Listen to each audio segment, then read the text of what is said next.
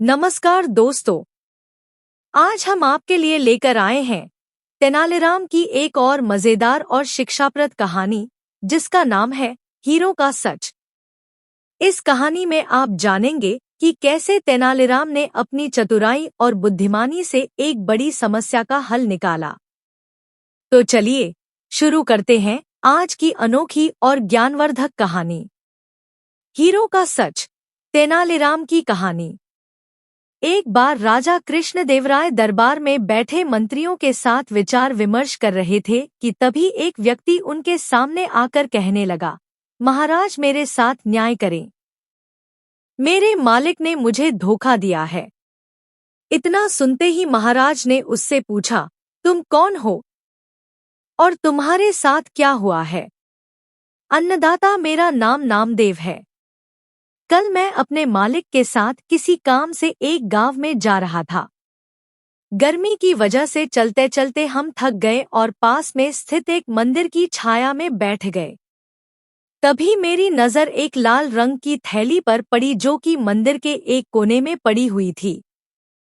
मालिक की आज्ञा लेकर मैंने वो थैली उठा ली। उसे खोलने पर पता चला कि उसके अंदर बेर के आकार के 2 हीरे चमक रहे थे। हीरे मंदिर में पाए गए थे, इसलिए उन पर राज्य का अधिकार था।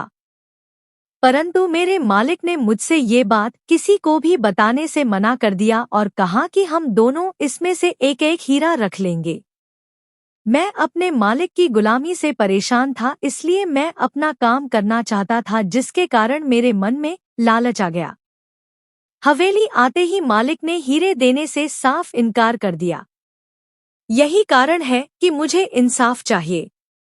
महाराज ने तुरंत कोतवाल को भेजकर नामदेव के मालिक को महल में पेश होने का आदेश दिया। नामदेव के मालिक को जल्द ही राजा के सामने लाया गया।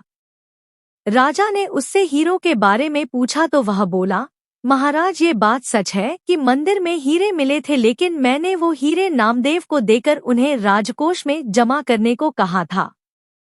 जब वह वापस लौटा तो मैंने उससे राजकोष की रसीद मांगी तो वह आनाकानी करने लगा। मैंने जब इसे धमकाया तो ये आपके पास आकर मनगढ़ंत कहानी सुनाने लगा। अच्छा, तो ये बात है, महाराज ने कुछ सोचते हुए कहा।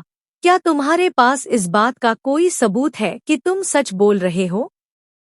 अन्नदाता, अगर आपको मेरी बात पर यकीन नहीं तो आप मेरे दूसरे 3 नौकरों से पूछ सकते हो। वो उस वक्त वहीं थे। उसके बाद 3 नौकरों को राजा के सामने लाया गया। तीनों ने नामदेव के खिलाफ गवाही दी। महाराज 3 नौकरों और मालिक को वहीं बिठाकर अपने विश्राम कक्ष में चले गए और सेनापति तेनालीराम, महामंत्री को भी इस विषय में बात करने के लिए वहां बुलवा लिया। उनके पहुंचने पर महाराज ने महामंत्री से पूछा, आपको क्या लगता है, क्या नामदेव झूठ बोल रहा है? जी महाराज, नामदेव ही झूठा है। उसके मन में लालच आ गया होगा और उसने हीरे अपने पास ही रख लिए होंगे। सेनापति ने गवाहों को झूठा बताया। उसके हिसाब से नामदेव सच बोल रहा था। तेनालीराम चुपचाप खड़ा सबकी बातें सुन रहा था।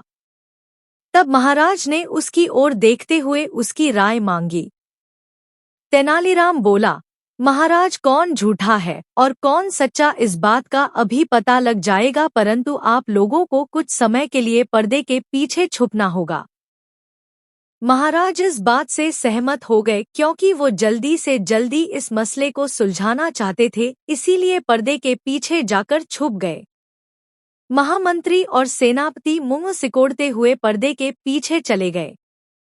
अब विश्राम कक्ष में केवल तेनालीराम ही दिखाई दे रहा था। अब उसने सेवक से कहकर पहले गवाह को बुलाया।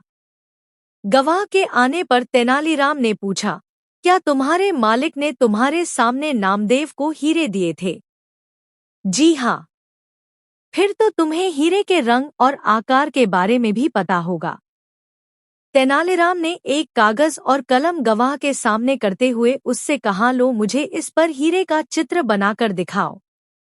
इतना सुनते ही उसकी सिट्टी पिट्टी गुल हो गई और बोला, मैंने हीरे नहीं देखे, क्योंकि वो लाल रंग की थैली में थे। अच्छा, अब चुपचाप वहां जाकर खड़े हो जाओ। अब दूसरे गवाह को बुलाकर उससे भी यही प्रश्न पूछा गया। उसने हीरो के रंग के बारे में बताकर कागज पर 2 गोल गोल आकृतियां बनाकर अपनी बात साबित की। फिर उसे भी पहले गवाह के पास खड़ा कर दिया गया और तीसरे गवाह को बुलाया गया। उसने बताया कि हीरे भोजपत्र की थैली में थे, इस वजह से वह उन्हें देख नहीं पाया। इतना सुनते ही महाराज पर्दे के पीछे से सामने आ गए। महाराज को देखते ही तीनों घबरा गए और समझ गए कि अब सच बोलने में ही उनकी भलाई है। तीनों महाराज के पैरों को पकड़कर माफी मांगने लगे और बोले, हमें झूठ बोलने के लिए हमारे मालिक ने धमकाया था और नौकरी से निकालने की धमकी दी थी, इसीलिए हमें झूठ बोलना पड़ा। महाराज ने तुरंत मालिक के घर की तलाशी के आदेश दे दिए। तलाशी लेने पर दोनों हीरे बरामद कर लिए गए।